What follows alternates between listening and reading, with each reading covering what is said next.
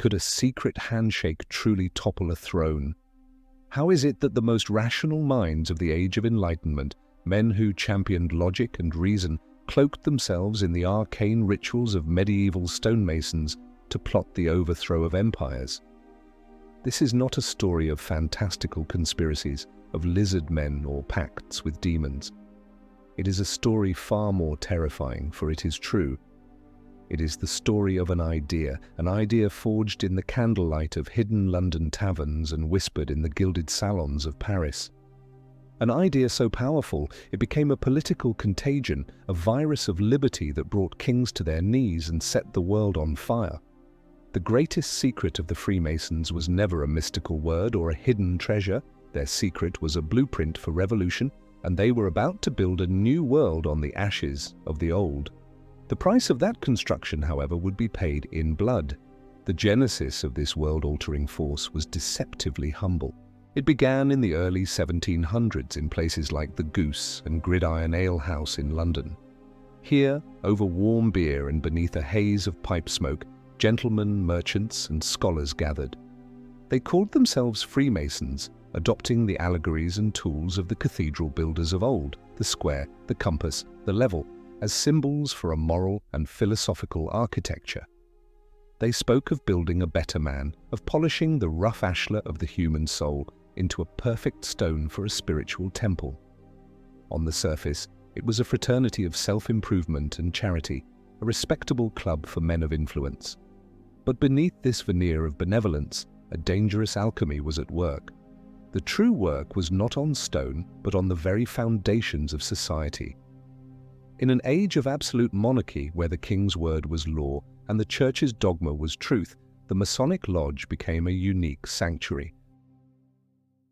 It was the only place in Europe where a nobleman, a merchant, and a philosopher could meet as equals, as brothers. Here, behind tiled doors guarded by a brother with a drawn sword, the suffocating hierarchies of the outside world dissolved. Titles were left at the door. Inside, a man was judged not by his birth, but by the quality of his mind and the integrity of his character. This simple, radical principle of equality was the first charge of powder packed into the base of the old order. It was a rehearsal for a world without kings, a quiet declaration that worth was innate, not inherited. Kings feared the guillotine, but they feared the handshake. Their ministers exchanged in secret lodges even more. The network grew with astonishing speed, a web of influence spun across the continent.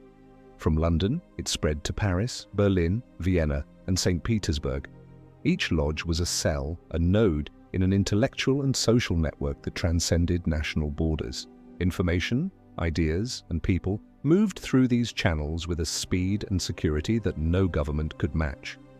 A letter of introduction from a lodge in Edinburgh could grant a brother access to the highest echelons of society in Rome.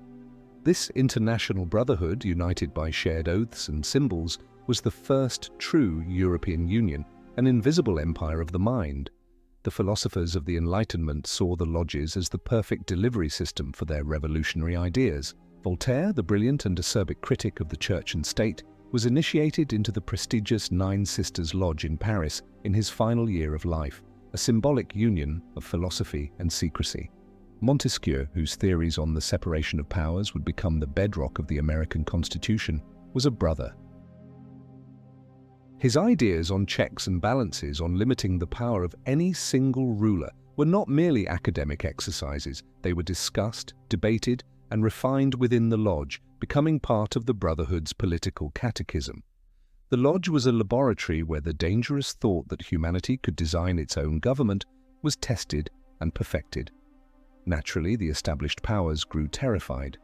The Vatican was the first to react, with Pope Clement XII issuing a papal bull in 1738 condemning Freemasonry and excommunicating its members. He saw, quite correctly, that an organization preaching religious tolerance and individual reason was a mortal threat to the Church's authority. The monarchies soon followed suit. Spies were dispatched to infiltrate the lodges, to learn their secrets and identify their members. In France, the police lieutenant René Hérault spent years trying to crack the Masonic code, even allegedly seducing a woman from a lodge to steal its secrets. But the Brotherhood was a hydra. For every secret exposed, 2 more were created. For every lodge shut down, 3 more would open in its place. The secrecy that so terrified the authorities was, ironically, the very thing that allowed radical ideas to flourish. Men who would never dare question the king in public could speak freely within the tiled confines of the lodge. Here, they could debate the rights of man, the nature of legitimate government, and the injustices of feudalism without fear of the Bastille's dungeons. They were playing with fire, and they knew it. The rituals with their blindfolds, daggers pointed at the heart, and solemn oaths sworn on holy books were not mere theatre. They were a constant reminder of the deadly seriousness of their undertaking and the price of betrayal. They were binding themselves together for a purpose that was slowly, inexorably coming into focus. The internal dynamics of the craft were far from monolithic. Just as the outside world was a battleground of empires, the world of Freemasonry was a battleground of ideas. In England, the Grand Lodge remained largely loyal to the Hanoverian monarchy, a stabilizing force within the establishment. But on the continent, particularly in France, a more radical strain began to emerge. New rites and higher degrees were created, each more elaborate and politically charged than the last. The Scottish Rite, with its dramatic degrees chronicling the murder of the temple builder Hiram Abiff and the quest for vengeance, was easily reinterpreted as a political allegory for the overthrow of tyranny. This schism was inevitable. An organization built on the principle of free inquiry could not be contained by any single dogma, not even its own. Some lodges were little more than dining clubs for the wealthy, while others were hotbeds of Republican sentiment. There were lodges for Jacobite exiles plotting the return of the Stuarts, and lodges for esoteric mystics attempting to transmute lead into gold. But the dominant current, the intellectual tide that pulled the entire fraternity with it, was the call for liberty. It was the whisper that grew into a roar, that the world was broken, and they, the enlightened brothers, the architects of a new age, were the ones destined to fix it. This dangerous self-assurance, this belief that they were the chosen few who could redesign humanity, was the fraternity's greatest strength and its most tragic flaw. They saw themselves as moral physicians preparing a radical cure for a sick society. But the medicine they were mixing was a potent and unpredictable poison. In their secret meetings, they were drafting the prescriptions for a new world order, but they had no idea of the convulsions their cure would unleash upon the patient. The blueprints were drawn, the intellectual foundations were laid, but this was all theory, a war of words and philosophies fought in secret. For the true test for the first great and terrible construction project, this dangerous cargo of ideas sailed west across the vast, dark Atlantic. What is more powerful in shaping history, the sword of a king or the secret whisper of an idea? If you believe that a single powerful thought can be more devastating than an entire army, write ideas in the comments. If you believe ultimate power still rests in the hands of those who command the military, write armies. The debate has begun. The salt-laced wind that whipped through the port of Boston carried more than the scent of fish and timber. It carried the seeds of rebellion. In the American colonies, the ideas that had been debated in the refined salons of Paris found fertile, rugged ground. Here, the Masons were not just philosophers, they were merchants, lawyers, soldiers, and smugglers. They were practical men in a new world, less concerned with abstract theory and more with the immediate grievances of taxation without representation and the heavy hand of a distant king. The colonial lodges, like St. John's Lodge in Boston, became the operational headquarters for a revolution. They were not just debating a new world, they were actively plotting to bring it into existence, one act of defiance at a time. The Boston Tea Party, that iconic act of colonial protest, was not a spontaneous riot. It was a planned operation, organized in the back room of the Green Dragon Tavern, a tavern that also served as a Masonic lodge. The central figure in this transatlantic conspiracy was a man who embodied the spirit of the age, Benjamin Franklin. Printer, scientist, inventor, and diplomat, Franklin was also a devoted and highly influential Freemason. He understood that the coming revolution could not be won with muskets alone. It needed money, allies, and most importantly, legitimacy. When he was sent to Paris as the American ambassador, his Masonic connections were his most powerful weapon. In France, he was more than a diplomat. He was a celebrity, the folksy, brilliant embodiment of the New World's promise. He was master of the Nine Sisters Lodge, the very same lodge that had welcomed Voltaire. Here, among the intellectual elite of France, he played a masterful game of public relations and secret diplomacy. He used the shared language of Masonic brotherhood to argue the American cause, framing it as a struggle for the very Enlightenment ideals his French brothers held so dear. Franklin's success was staggering. He secured the loans and military support from the French monarchy that would prove decisive in the war for independence. It is one of history's greatest ironies. The absolute monarch Louis XVI, at the urging of his own liberal-minded nobles, many of them Masons, signed a blank check to fund a revolution that was based on the principle that kings were obsolete. He was, in effect, paying for the construction of the guillotine that would one day take his own head. Franklin, the wily Grand Master, had convinced the old world to finance its own demise, all through a network of secret handshakes and whispered words in Paris. Power has a grammar. Secrecy is its ink. Back on the battlefields of America, another brother was facing the daunting task of forging a nation in the crucible of war. George Washington, the commander-in-chief of the Continental Army, was a master Mason from Virginia. He did not flaunt his affiliation, but its influence was profound. In the darkest days of the war at Valley Forge, with his army starving and freezing, Washington reportedly conducted Masonic rituals in the field to instill discipline and a sense of shared purpose among his officers. The image of the general wearing his Masonic apron and presiding over a lodge in a military tent became a powerful legend. It reinforced the idea that this was not just a war of secession, it was a righteous cause, a sacred undertaking to build a new temple of liberty. The war itself became a strange and brutal conflict between brothers. Freemasonry had flourished on both sides of the Atlantic, and many British officers and American loyalists were also members of the fraternity. There are numerous accounts of Masonic charity transcending the battlefield. A captured American officer making a Masonic sign of distress might be spared by his British captor. An enemy soldier found wounded but identified as a brother would be given medical aid.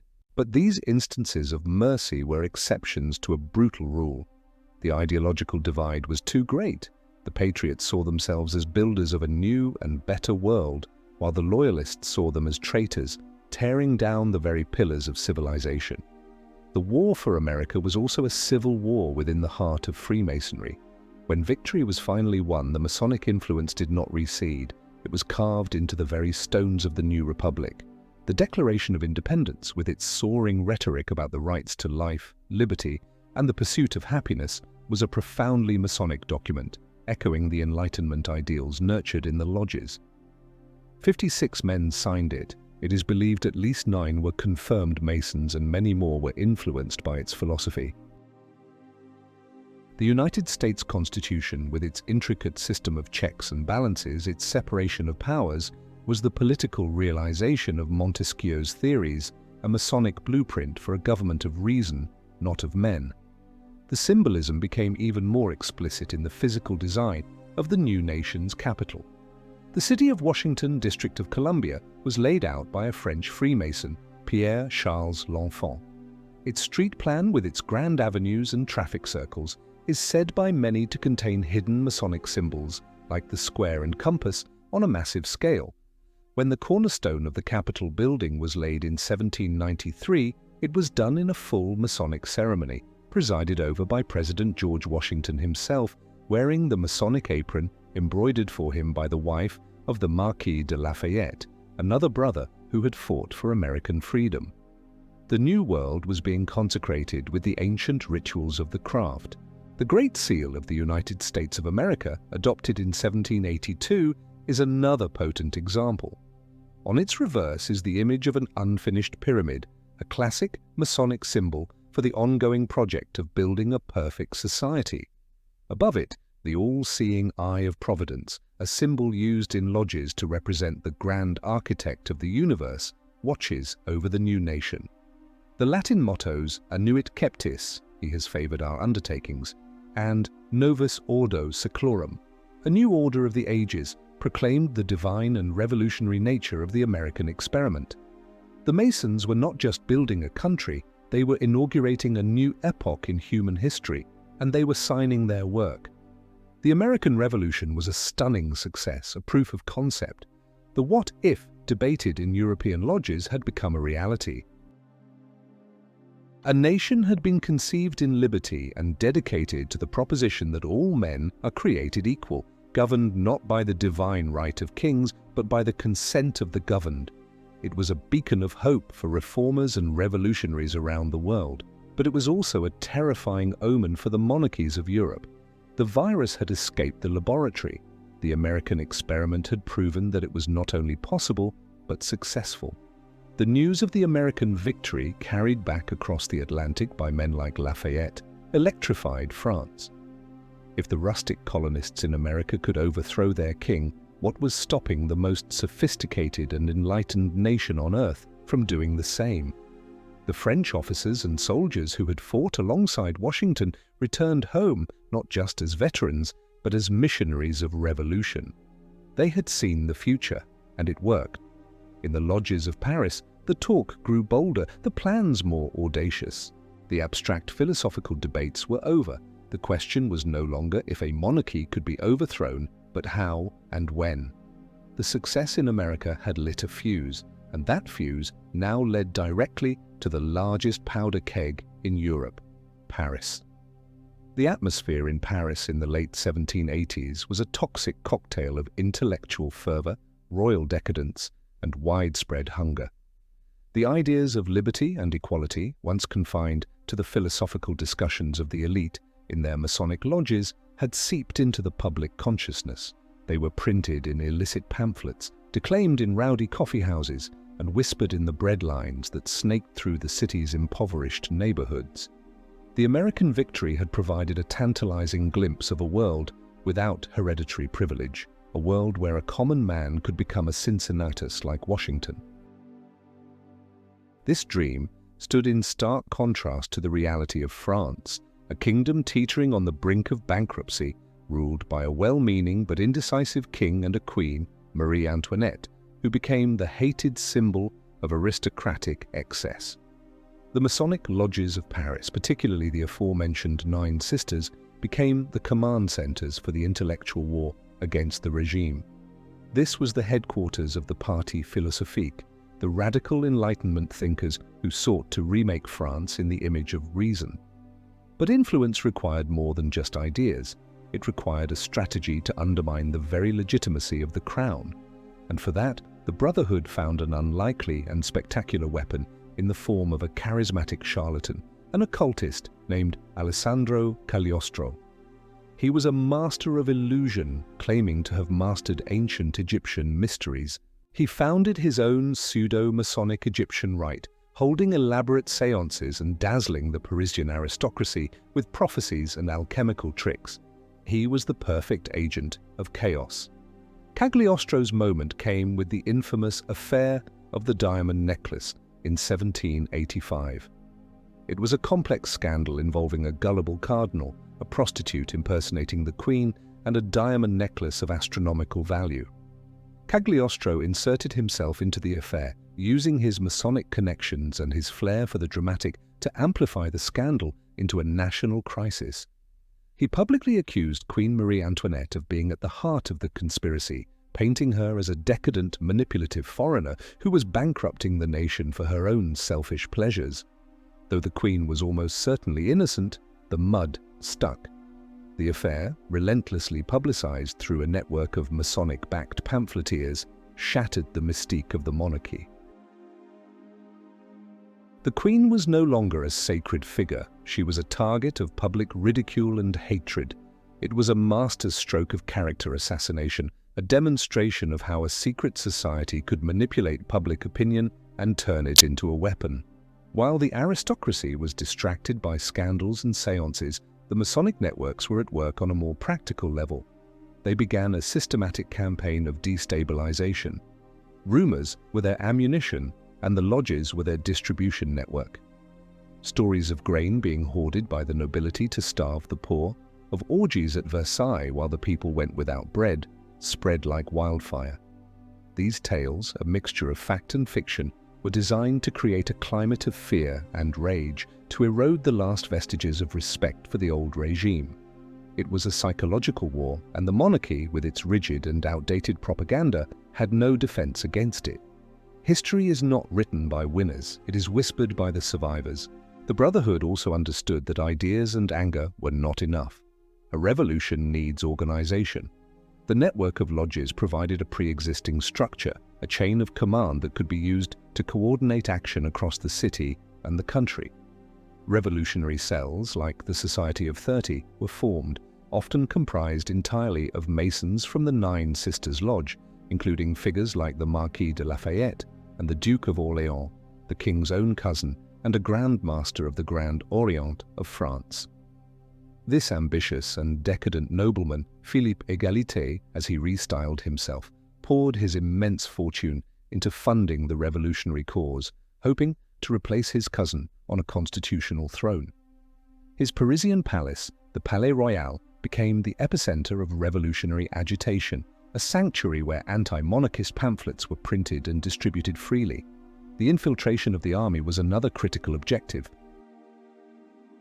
Officer lodges were established in many French regiments. Here, aristocratic officers who were frustrated with the rigid system of promotion and inspired by the new ideas of liberty could find common cause with ambitious non-commissioned officers. This had a devastating effect on the army's loyalty. When the time came, many of the soldiers ordered to fire on the Parisian crowds would lower their guns and join them instead. The Masons had not just disarmed the monarchy ideologically. They were disarming it literally, turning its own sword against it.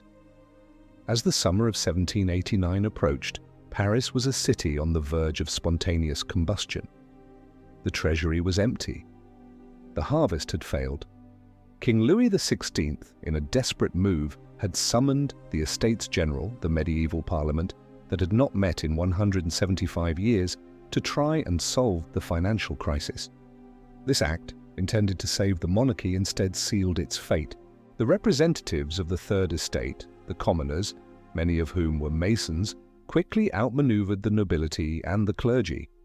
They declared themselves a national assembly, taking a solemn oath on a tennis court not to disband until they had given France a constitution. This was a declaration of war. The king responded by surrounding Paris with loyal, primarily foreign, mercenary regiments.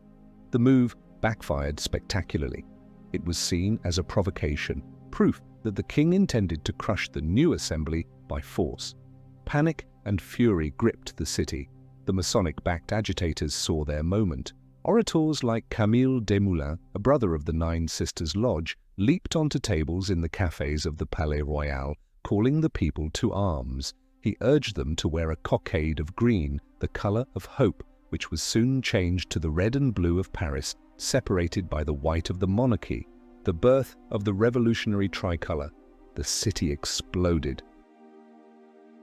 Gunsmiths' shops were looted. Mobs formed armed with pikes, axes, and antique muskets. But this was not yet an organized force. It was a wave of pure, undirected rage. To become a revolution, it needed a target, a symbol of the tyranny they sought to overthrow.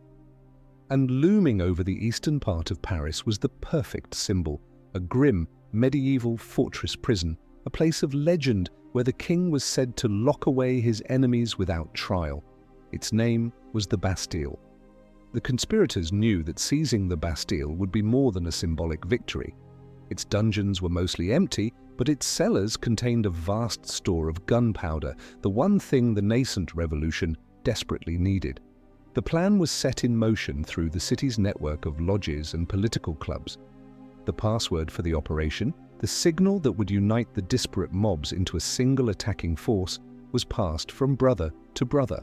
The Parisian powder keg, so carefully filled and primed, was about to be ignited. The hour had struck. The world was about to change forever. On the morning of July 14th, 1789, the sun rose over a city that was no longer just angry. It was armed, and it had a plan. The storming of the Bastille was not a spontaneous uprising. It was the violent culmination of a meticulously planned operation. As dawn broke over Paris on that fateful July day, the city's church bells began to toll, not for morning prayers but as a prearranged signal. It was the call to arms, relayed from district to district by members of the clandestine committees organized in the preceding weeks. The crowds that poured into the streets were not a disorganized rabble. They moved with purpose, converging on the Hôtel des Invalides, the Veterans' Hospital, where they knew a vast cache of weapons was stored. The guards, their loyalty already corroded by Masonic propaganda, offered little resistance. Tens of thousands of muskets were seized, but the rebels had no gunpowder, and everyone knew where the gunpowder was. The march to the Bastille was a spectacle of organized chaos. At the head of the various columns were men like Camille Desmoulins and Georges Danton, masters of rhetoric and members of the Brotherhood, who whipped the crowd's fury into a focused spearhead of revolutionary intent. The Marquis de Lafayette, the hero of the American War and a high-ranking Mason, took command of the newly formed National Guard, a citizen militia created to control the uprising, but which quickly became its military arm. The password for the day, passed through the network, ensured that different groups coming from different parts of the city could identify each other as allies in the cause. It was a stunning display of coordination in an era before modern communication. The fortress itself was a formidable obstacle, with thick stone walls and cannons capable of leveling the surrounding neighborhood. Its commander, the Marquis de Launay, had only a small garrison of aging veterans and Swiss mercenaries. He was a weak man, caught between his duty to the king and his fear of the mob baying at his gates. He tried to negotiate, but the revolutionaries, led by Masonic delegates from the city hall, were not interested in talks. They wanted surrender, and more importantly, they wanted the gunpowder. As the negotiations faltered, the first shots were fired. The battle for the Bastille had begun. The assault was brutal and bloody. The crowd, with its stolen muskets, was no match for the fortress's cannons. For hours, they were cut down, their bodies piling up in the narrow streets. But they kept coming, fueled by a rage that had been simmering for centuries. The turning point came when two detachments of the French Guards, the elite Royal Infantry, defected to the side of the revolution. They brought with them not only their discipline and training, but also cannons. The Masonic infiltration of the army was now paying its bloody dividend. With professional artillery now turned against the fortress, the situation for Delaunay became hopeless. He surrendered in the late afternoon on the promise of safe passage for himself and his men. It was a promise the revolutionary leaders were powerless to keep. The moment the drawbridge was lowered, the crowd surged in, a tidal wave of vengeance. The garrison was overwhelmed. Delaunay was dragged into the street, beaten and stabbed, his head sawn off with a pocket knife and paraded through the city on a pike. The architect of a new age must first be a master of demolition. The fall of the Bastille was that demolition. It was the symbolic collapse of 1,000 years of absolute monarchy in a single, bloody afternoon. In the immediate aftermath, a strange euphoria, mixed with horror, gripped Paris. The revolution had won its first great victory. The king, stunned and powerless at Versailles, was forced to accept the new reality. He recognized the National Assembly and the authority of Lafayette's National Guard. But the men who had planned this day, the philosophical architects from the lodges, were already seeing the first terrifying signs that their creation was spinning out of their control. The summary execution of Delaunay and other officials was not part of the plan. It was an act of primal savagery, a sign that the beast of mob violence, once unleashed, would not be easily tamed. The moderate Masons, men like Lafayette and the astronomer Jean-Sylvain Bailly, the new mayor of Paris, had envisioned a smooth, orderly transition to a constitutional monarchy, modelled on the English or the new American system. They believed in reason, law, and controlled change. But the violence they had sanctioned at the Bastille had opened a Pandora's box. A more radical faction was emerging, men for whom the revolution was not just about political reform, but about a total and vengeful eradication of the old world.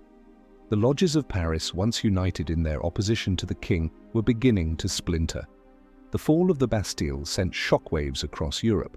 For the oppressed, it was a symbol of hope, a message that even the mightiest tyrants could be brought down. For the ruling classes, it was a terrifying nightmare made real. The meticulously coordinated attack, the instant collapse of royal authority, the savage violence, it all seemed to confirm their worst fears about the secret Masonic conspiracy. They saw the hand of the Brotherhood in every detail, and they were not entirely wrong. The Freemasons had provided the ideology, the network, and the initial organization that made the 14th of July possible. They had designed a machine to topple a king, and it had worked with terrifying efficiency, but it was a machine without brakes. In the days that followed, the great fear swept across the French countryside. Peasants, hearing exaggerated rumors of the events in Paris, rose up against their feudal lords, burning chateaux and destroying records of their feudal obligations. The revolution was spreading beyond the control of its Parisian architects. What began as an enlightened project to build a rational state was rapidly descending into a chaotic and bloody struggle for survival.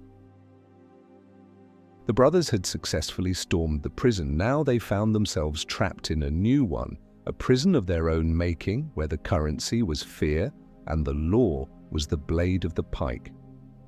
The dream of liberty was beginning to look like a nightmare. You've witnessed the birth of a revolution, but every birth is violent. Do you believe true world-changing progress can be achieved without destruction and chaos, or is that a necessary price? If you believe a better world can be built peacefully, comment with the word creation. If you believe the old must be burned down for the new to grow, comment destruction. The initial unity of the revolution was a fragile illusion, destined to shatter. The fall of the Bastille had not created a single new republic, but rather unleashed a dozen competing visions for the future of France. This ideological war found its most brutal expression within Freemasonry itself. The fraternity that had been the cradle of the revolution now became its battlefield. The conflict that would drown France in blood, the struggle between the moderate Girondins and the radical Jacobins, was at its heart a schism between two warring factions of Masonic thought. The revolution, that hungry child, was beginning to devour its own parents. The Girondins, who dominated the early phase of the Legislative Assembly, were the embodiment of the original Masonic ideal. They were lawyers, merchants, and philosophers from the provinces, men like Jacques-Pierre Brissot and the Marquis de Condorcet. They believed in a republic of laws, of property rights, of individual liberty, and free markets. They were the moderates, the constitutionalists who had looked to America as their model. They wanted to export the revolution through a war with the monarchies of Europe, believing that the light of French liberty would inspire other nations to rise up. They were idealists who believed they could control the storm they had helped to create. Opposing them were the Jacobins, a faction that grew out of a political club that met in a former Dominican monastery. Their leaders, men like Maximilien Robespierre, Georges Danton, and Camille Desmoulins, were also Masons, but they belonged to a far more radical and ruthless tradition. They believed that the revolution was not yet complete. For them, liberty without equality was meaningless. They drew their support from the Parisian working class, the sans-culottes, and they were willing to use terror as an instrument of policy to achieve their goals. If the Girondins were the revolution's mind, the Jacobins were its vengeful, bloody fist. Maximilien Robespierre, the incorruptible, became the high priest of this new, terrifying phase of the revolution. A small, fastidious lawyer from Arras, he was a man utterly consumed by his own vision of a virtuous republic. He had been a member of the same Masonic lodge as Joseph Fouché, the future chief of police. But Robespierre twisted the Masonic ideal of perfection into a monstrous political program. He believed that to create a new, perfectly virtuous French citizen, the old corrupt ones had to be physically eliminated. The path to utopia, for him, was paved with corpses. He saw conspiracies everywhere, enemies lurking in every shadow. His former brothers in the lodges became his primary targets. The final break came in 1792. As the war with Austria and Prussia went badly and the threat of foreign invasion loomed, the Jacobins seized power in Paris. They orchestrated the storming of the Tuileries Palace and the overthrow of the monarchy. The king was imprisoned and the Republic was declared. This was the point of no return. The Girondins, who had tried to save the king's life, were now branded as traitors, as enemies of the revolution.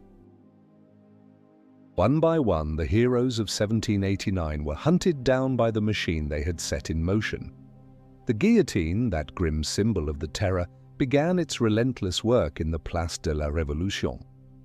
It was a terrifyingly impersonal engine of death, and it fell upon the necks of brothers.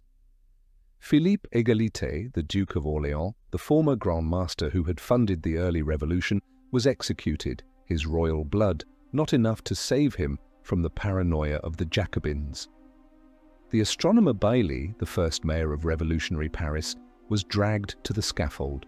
Condorcet, the great philosopher, died in prison. The Girondin leaders were arrested and sent to the guillotine in a single, horrifying batch. Their crime was moderation. In the furnace of revolution, the middle ground is the first thing to be consumed. The terror was not just a political purge, it was a war on the very institution that had given birth to the revolution.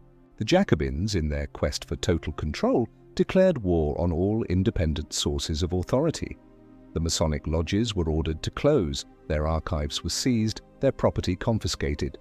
The Grand Orient of France, seeing the writing on the wall, formally dissolved itself to avoid being purged. Freemasonry, the secret society that had plotted the end of the monarchy, was now branded as a counter-revolutionary conspiracy by its own children. It was a tragic, almost perfect historical irony.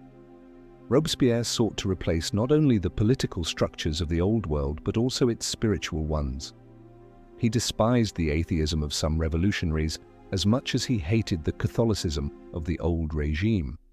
In their place, he instituted the cult of the Supreme Being, a deistic state religion based on the Masonic concept of a great architect of the universe, but stripped of its tolerance and brotherhood. It was a cold, abstract faith, with Robespierre himself as its high priest, presiding over bizarre festivals of reason. It was the ultimate expression of the Enlightenment's hubris, the belief that one could rationalize and redesign not just government, but the human soul itself. Even the most radical of the original revolutionaries were not safe. Georges Danton, the passionate orator who had rallied Paris to defend the nascent republic, grew sick of the endless bloodshed and called for moderation. For this, Robespierre turned on him. Danton, along with Camille Desmoulins, was arrested and put on a show trial. His final words to the executioner were, "Show my head to the people." It is worth seeing. The revolution was now systematically executing its own founding fathers. The Brotherhood had completely fractured, and the promise of liberty, equality, fraternity had become a grim joke, a slogan painted on the side of the machine that was cutting off their heads. The paranoia of the terror reached its peak in the summer of 1794, during a period known as the Great Terror. The law was changed to deny accused prisoners the right to a defense. Executions accelerated, with dozens sent to the guillotine each day in Paris. No one was safe. A careless word, a private grudge, a neighbor's denunciation, any could lead to the scaffold. Robespierre had created a perfect machine of self-consuming paranoia. He had achieved the Jacobin dream, a republic of virtue, enforced by the constant chilling fear of the blade.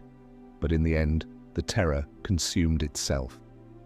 Robespierre, in a final fatal speech, threatened a new purge, hinting that even members of his own Committee of Public Safety were on his list of traitors.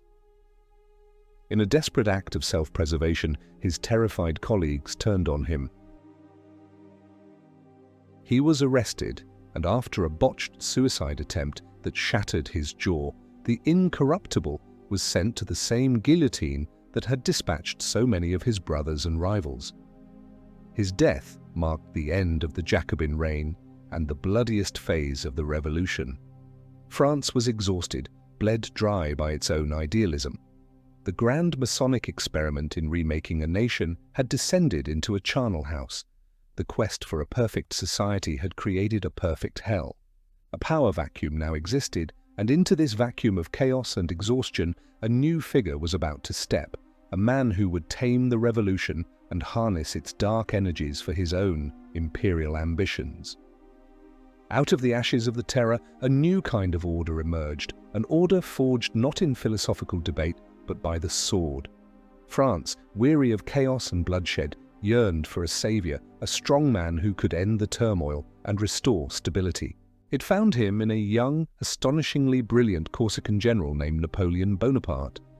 Napoleon was the ultimate pragmatist. He was a product of the revolution, but he had no patience for its chaotic idealism. He saw the revolutionary fervor that had consumed France not as a sacred principle, but as a raw force, a wild energy that, if properly harnessed, could be used to dominate Europe. And one of the most powerful tools he found for this purpose was the very organization the Terror had sought to destroy, Freemasonry. Napoleon understood the power of networks. He saw in the Masonic lodges not a threat, but a ready-made structure of influence, a secret nervous system that ran through French society and across the continent. While Robespierre had tried to eradicate the Brotherhood, Napoleon decided to co-opt it. He didn't just tolerate Freemasonry, he actively promoted it, but on his own terms. He encouraged his top marshals, his ministers, and his family members to take on the highest leadership roles within the craft. His brother Joseph Bonaparte became Grand Master of the Grand Orient of France. Marshal Ney, Marshal Masséna, and many of his most famous generals were prominent Masons. The lodges, which had recently been hiding places from the guillotine, were suddenly transformed into fashionable centers of power, extensions of the imperial court. This was a brilliant political move. By placing his own men at the head of the Masonic hierarchy, Napoleon effectively neutralized it as a source of opposition. The revolutionary ideals of liberty and republicanism were quietly shelved.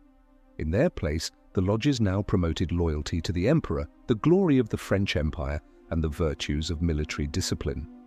The compass and square were no longer symbols of building a new world based on reason, but of building a new pan-European empire based on French power. Freemasonry became an instrument of state control, a way to bind the new elite of his regime together with oaths of loyalty and a shared, secret identity. The revolution was a wild horse. Napoleon did not kill it, he simply put a saddle on it. The saddle, of course, was trimmed with Masonic insignia. Napoleon's use of the Brotherhood extended far beyond the borders of France. As his Grande Armée marched across Europe, the lodges became tools of conquest and occupation. In the territories he conquered, Italy, Germany, Spain, he established new Masonic lodges or took control of existing ones. These became centers for French influence, places where local elites could be courted, monitored, and indoctrinated into the Napoleonic system. A German merchant or an Italian lawyer who joined a lodge would find himself part of a prestigious international network, but it was a network whose strings were pulled from Paris. It was a sophisticated form of cultural imperialism, using the language of universal brotherhood to enforce the reality of French domination. The Masonic network also proved to be an invaluable tool for intelligence gathering. Brothers traveling from one country to another could carry messages and report on the political climate with a degree of secrecy that traditional spies could only dream of. During his campaigns, Napoleon was able to exploit the divisions within his enemy's ranks by appealing to Masons on the other side. Before the Battle of Austerlitz, one of his greatest victories, his agents made contact with Russian and Austrian officers who were part of the fraternity, sowing dissent and gathering crucial information. He fought his wars not just on the battlefield, but also in the clandestine world of the lodges, playing a game of secret diplomacy that constantly kept his opponents off balance. Of course, this imperial Freemasonry was a profound betrayal of the craft's original principles. The old guard of Republican Masons watched in dismay as their life's work was twisted into a prop for a military dictator. But they were powerless. Napoleon was too strong, and the memory of the terror was too fresh. Stability, even under an emperor, seemed preferable to the chaos of the guillotine. Many rationalized their support, telling themselves that Napoleon was securing the gains of the revolution, equality before the law, the abolition of feudalism, even if he had discarded liberty. They had traded their revolutionary birthright for a mess of imperial pottage. The rest of Europe's monarchies looked on in horror. They now faced a France that combined the revolutionary zeal they had long feared with the terrifying military efficiency of a single, brilliant commander. And they saw that this new French war machine had a fifth column, a secret army of brothers operating within their own borders. This only deepened the paranoia about the Masonic conspiracy. The Brotherhood was now seen as an inherently French, inherently subversive force. In countries that resisted Napoleon, like Great Britain and Russia, Freemasonry came under intense suspicion. The International Brotherhood was shattered, decisively split along national and political lines. A Mason in London was now, first and foremost, an Englishman, and his primary enemy was the French Mason across the Channel. Napoleon's reign marked the end of Freemasonry's great revolutionary century. The period of creative destruction was over. The Brotherhood, which had been a laboratory for new ideas and a machine for overthrowing monarchies, was now just another cog in an imperial apparatus. It had been tamed, domesticated, and put to work for a master. The emperor had recognized the power of the secret society and, instead of fighting it, had made it his own.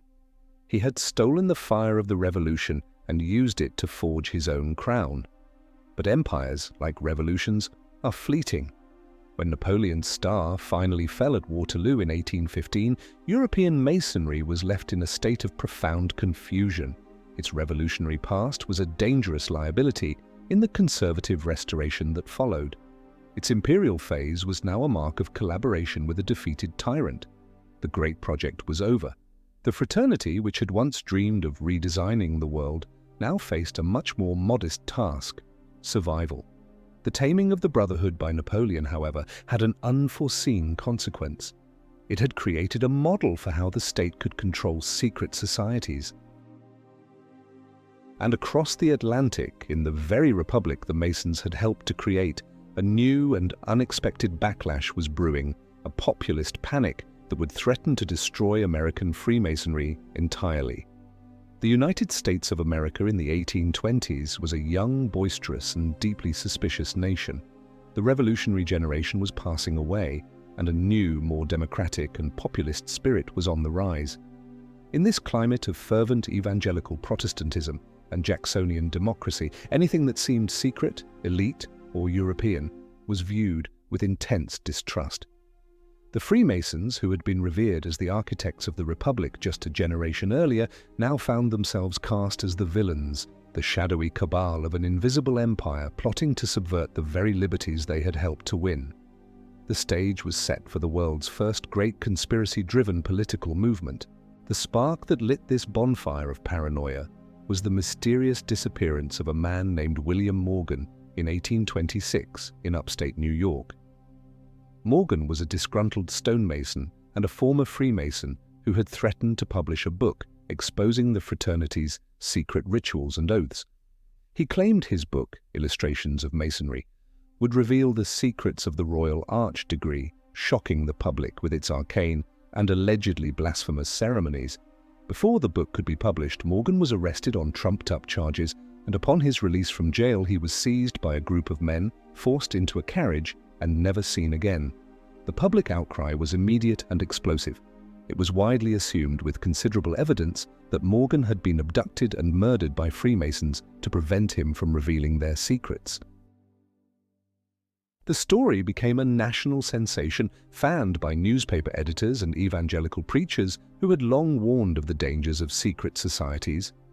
Morgan was hailed as a martyr for liberty, a hero who had died defending the people's right to know. The Masons, in their panicked and clumsy attempts to cover up the incident, only confirmed the public's worst suspicions. They were seen as a fraternity that placed its own secret oaths above the laws of the land, a group that would resort to kidnapping and murder to protect itself. This single event unleashed a wave of anti-Masonic hysteria that swept across the country. It was a perfect storm of religious fervor, class resentment, and political opportunism. The Masons were accused of being a privileged, anti-democratic elite who controlled the courts, the government, and the economy for their own benefit. Their rituals were decried as satanic, their oaths as treasonous. The secrecy that had once been their greatest strength was now their most damning weakness. What is hidden must be evil, that became the rallying cry. In the court of public opinion, where secrets are tantamount to guilt, the Brotherhood stood condemned. The movement quickly coalesced into a formal political force, the anti-Masonic Party. It was the first third party in the history of the United States of America, and its sole purpose was to destroy the influence of the Freemasons in public life. The party held rallies, published newspapers, and nominated candidates for office, from local sheriff to President of the United States. Their platform was simple: no Mason should be trusted with public office. They demanded that all Masons renounce their oaths or be driven from political life. It was a witch hunt, a campaign of public shaming and political persecution. The effect on American Freemasonry was catastrophic. Membership plummeted. Thousands of Masons, fearing for their jobs, their reputations, and even their safety, renounced the order. Lodges were forced to close and surrender their charters. Masonic temples were vandalized and burned by angry mobs. Men who had been proud members of the fraternity that had counted Washington, Franklin, and Revere among its brothers were now pariahs in their own communities. The society that had helped create the American government now found itself under attack by that very government's democratic processes. The crisis reached the highest levels of power. The presidential election of 1832 saw the anti-Masonic Party nominate its own candidate, William Wirt, himself a former Mason. The contest pitted him against Andrew Jackson, a war hero and a proud, high-ranking Freemason. The election became a referendum on the role of secret societies in a republic. Jackson's opponents accused him of being the leader of the Masonic conspiracy, the Grand Master of the Invisible Empire. But Jackson, a master of populist politics, weathered the storm. He won the election handily, but the anti-Masonic Party had succeeded in making Freemasonry a toxic and divisive issue in American life. The Morgan Affair and the rise of the anti-Masonic Party marked a profound turning point. It demonstrated how easily the tools of democracy, a free press, political parties, public debate, could be turned into weapons of mass hysteria. It was the first time a conspiracy theory had been successfully weaponized to create a national political movement. The Masons learned a brutal lesson: in a democracy, secrecy is a political sin. The perception of a hidden elite operating by its own rules is intolerable to a public that believes power should be transparent and accountable.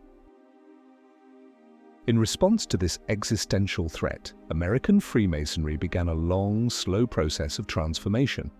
It retreated from the political sphere, abandoning the grand, world-shaping ambitions of its revolutionary past. To survive, it had to become something less threatening, something more acceptable to mainstream American culture. The focus shifted from philosophical debate and political action to charity, community service, and personal morality. The lodges turned inward, becoming benevolent fraternities, social clubs with a bit of ritual pageantry. They built hospitals for crippled children and homes for the elderly. They became the Shriners in their funny hats, the quiet men who flipped pancakes to raise money for local causes. They traded power for respectability. It was a conscious decision to bury their own history, to forget the time when a secret handshake could start a war or build a nation. They hid their own secrets from themselves. A secret kept can be a source of power, but a secret exposed can be a source of ruin. Is it worse for a society to be ruled by a conspiracy it doesn't know exists, or to be torn apart by the lie that one does? If the real danger is the hidden hand, comment with the word secrets. If the greater threat is the paranoia of the mob, comment with the word lies. While Freemasonry in the United States of America was being forced into a new, apolitical identity, the revolutionary embers it had fanned in Europe were glowing once more. The mid-19th century was an age of nationalism, a time when the fragmented peoples of Italy and Germany began to dream of unification, of forging new powerful nation-states from a patchwork of petty kingdoms and foreign-dominated territories.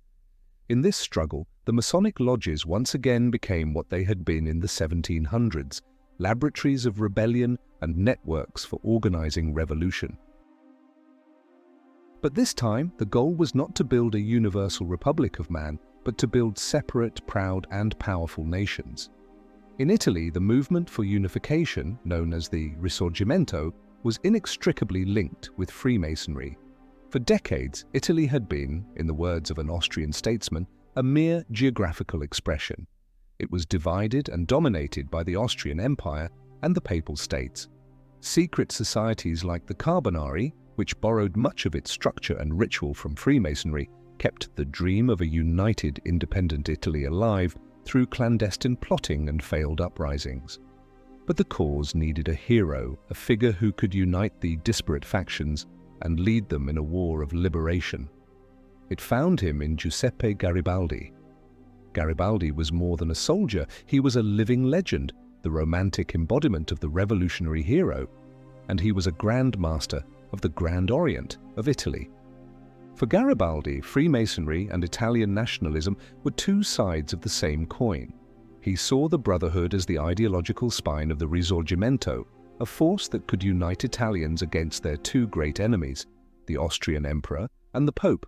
His famous Red Shirts, the volunteer army that he led in a series of daring campaigns, were filled with his Masonic brethren. The international network of lodges became his fundraising and recruitment arm.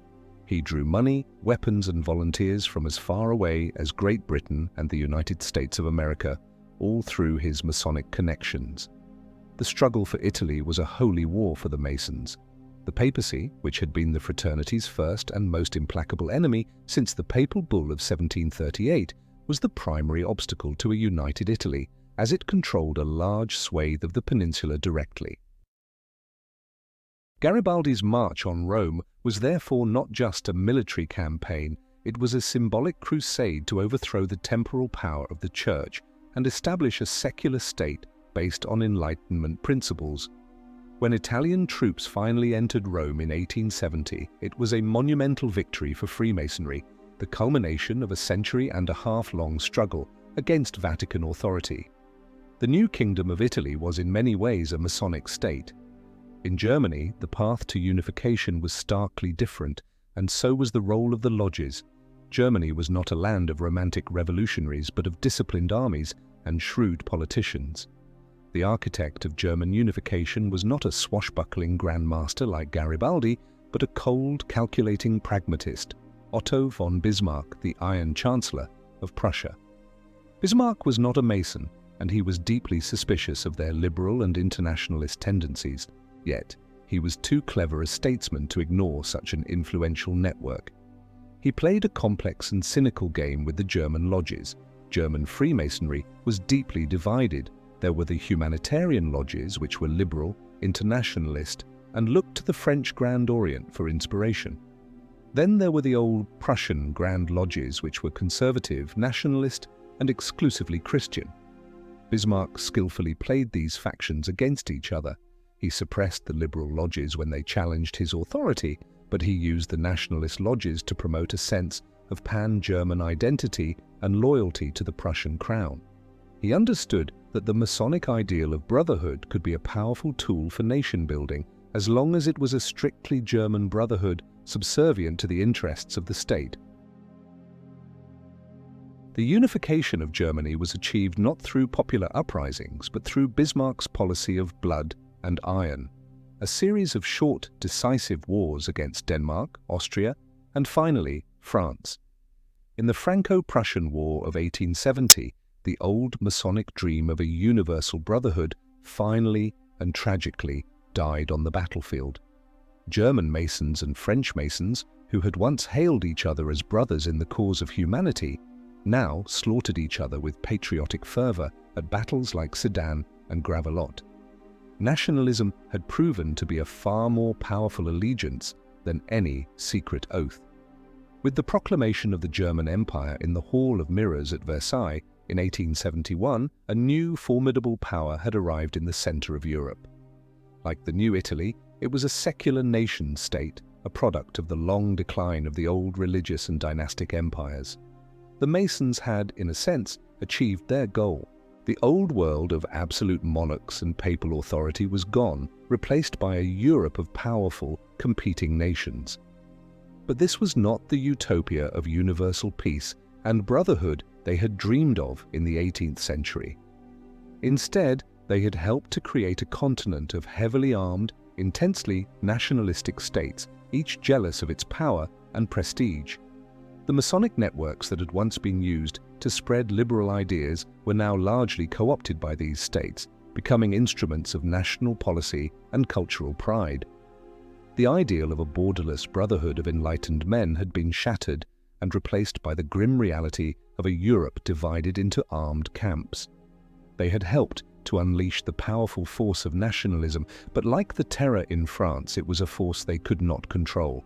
They had built new, magnificent national temples, but in doing so, they had laid the foundation stones for the greatest and most catastrophic war the world had ever seen.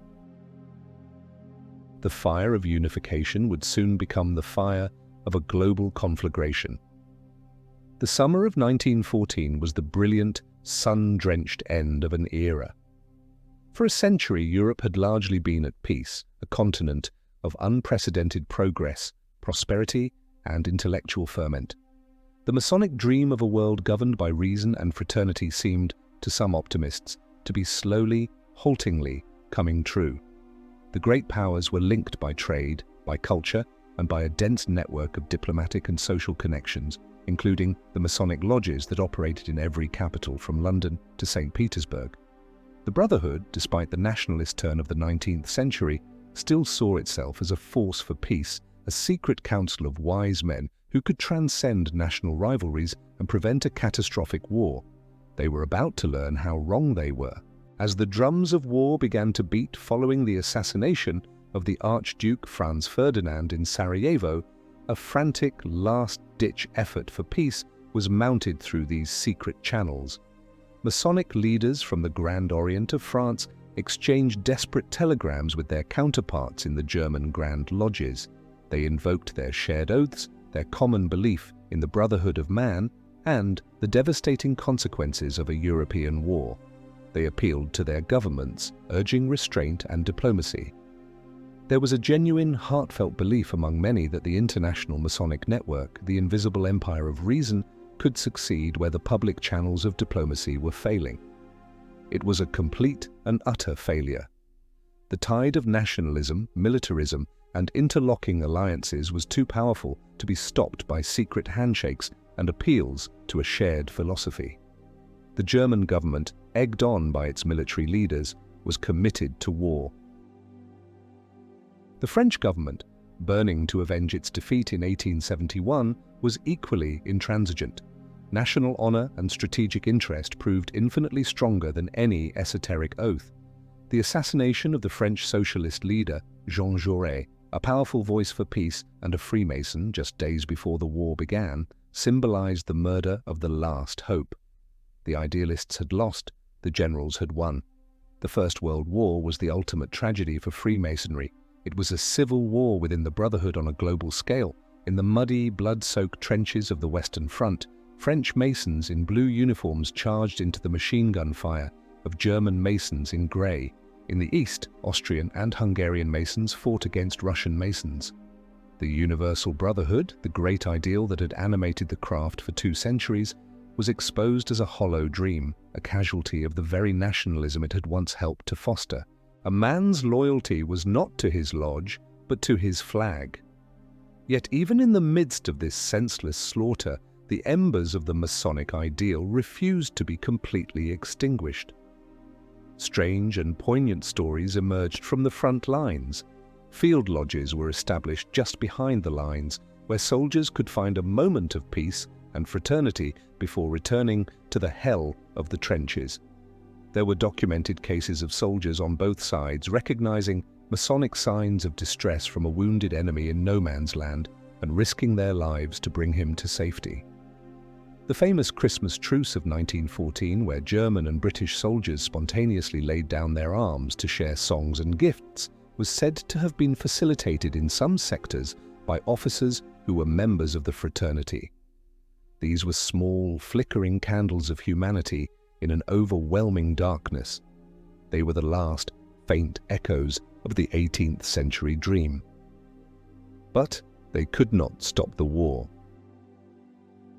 The great project had failed. The Masons had helped to create a new world of powerful nation-states, believing they would be governed by reason and mutual respect. Instead, they had created a collection of efficient, industrialized killing machines. The Enlightenment's faith in human progress, the core belief that had driven the entire Masonic enterprise, died on the fields of Flanders, gassed in the trenches of Ypres, and bled out in the Somme. When the guns finally fell silent in November of 1918, Europe was a graveyard. The great empires, Austro-Hungarian, Ottoman, Russian, and German, had all collapsed, just as the Masons of the 1700s had dreamed. But the new world that emerged from the ruins was not the rational utopia of their imaginings. It was a fractured, traumatized continent, haunted by the ghosts of a lost generation and poisoned by the resentments of a bitter peace. The world had not been made safe for democracy. It had been made fertile ground for new and even more terrifying ideologies. The surviving leaders of the Brotherhood looked upon this devastation with a profound sense of failure and despair. Their grand design had gone horribly wrong. They had wanted to build a temple of humanity, and instead they had dug a mass grave. This moment of crisis, this reckoning with the catastrophic failure of their great historical project, would force the fraternity to make a choice. They could either cling to their old revolutionary ambitions and risk being consumed by the new political fires raging across Europe, or they could retreat, hide, and bury their past forever. The world was entering a new, darker age, and the keepers of the old secrets now had to decide on a new secret to keep. The secret of their own history. The world after the Great War was a world of ghosts and monsters.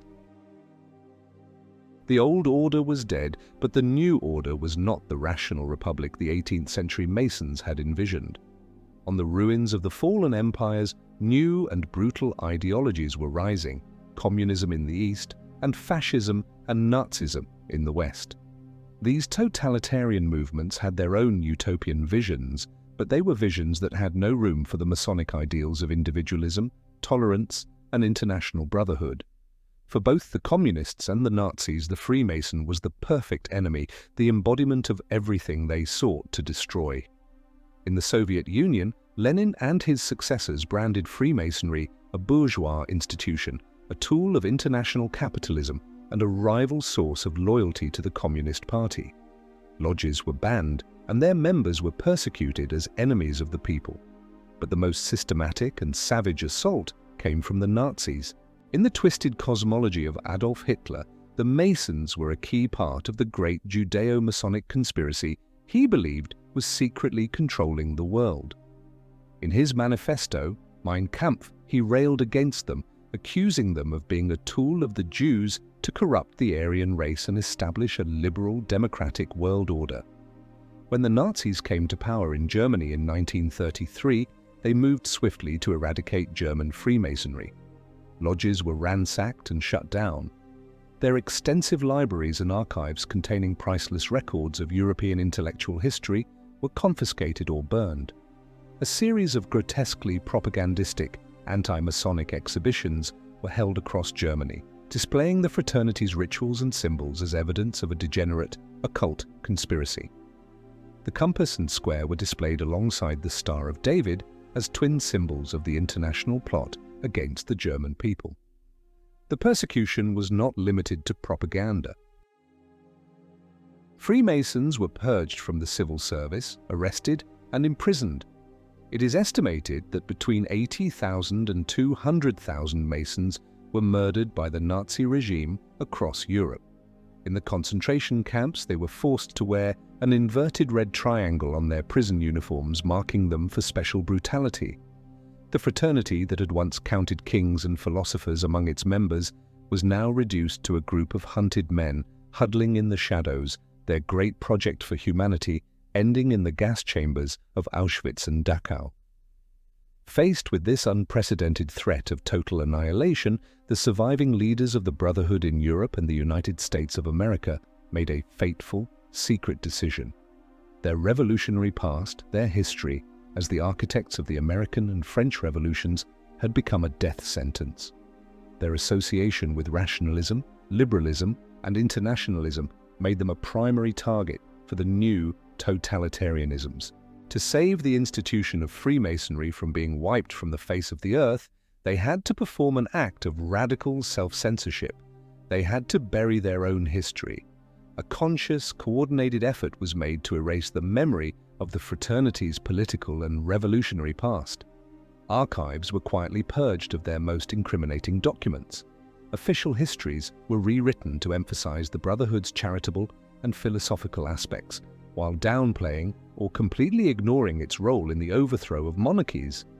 The new, safe history of Freemasonry was born, a story of a quaint, ancient fraternity dedicated to self-improvement and community service, a private club with no political ambitions whatsoever. The sword was hidden away, and the trowel, the symbol of building and charity, was put on public display. It was a brilliant act of survival, a strategic retreat into the shadows. By turning themselves into a seemingly harmless, benevolent society, they became a less threatening target. They survived the Second World War, and in the post-war era, they enjoyed a resurgence, particularly in the United States of America, where the image of the Mason as a respectable community pillar became dominant. The great revolutionary force that had toppled thrones and built nations had successfully disguised itself as a provincial club for small-town businessmen. But this act of historical amnesia came at a profound cost. By burying their true history, the Masons created a vacuum, a void that was quickly filled by the very conspiracy theories they had hoped to escape. The absence of a clear, honest account of their past influence only fueled speculation about what they were hiding. The echo of their old power, combined with their new, self-imposed secrecy, created the perfect breeding ground for the modern myths of a Masonic cabal ruling the world. They had wanted to escape the accusation of being a secret society that had changed the world, and in doing so, they fueled the fantasy that they are a secret society that still controls it. And so, we are left with the final tragic irony. The Freemasons' greatest secret is not the location of the Holy Grail or the identity of the Antichrist. Their greatest secret is their own history. The secret is that they were once not just a club, but a revolutionary vanguard that succeeded beyond their wildest dreams and failed beyond their worst nightmares. They unleashed the forces of liberalism, nationalism, and revolution that defined the modern world, and then, horrified by the consequences, they spent a century trying to put the genie back in the bottle, pretending they had never uncorked it in the first place. They are not the keepers of a secret power, they are the keepers of the ashes of a power they once wielded and can never reclaim. The Masons buried their militant history to survive, turning into a private club. They traded real power for safety and oblivion. Today, as the world once again stands on the threshold of great change, what do you think humanity needs more? Secret architects of the future, ready to act in the shadows, or full transparency, even if it leads to chaos? Write your answer in the comments, because this choice will determine who writes the next paragraph of history.